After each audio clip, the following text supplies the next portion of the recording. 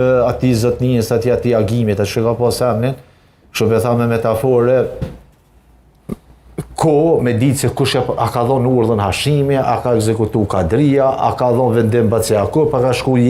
Regja me ekzekutu, a asë njoni për tyne ka shku Dardoni, a ka morë lopët, pra kemi pas te për një teatr të keq, spikë se pari për vetë drejtësien, si kuptim, kur dihet se ne jemi dëshmitarë të asaj që kemi përcjellë dhe gjyqin e Nürnbergit, kemi përcjellë edhe seancat edhe gjykatën e Hagës në raport edhe me zotin Haradinaj, me zotin Limaj. Pra, me përmbyll kështu këtë pjesë, për thamë se drejtësia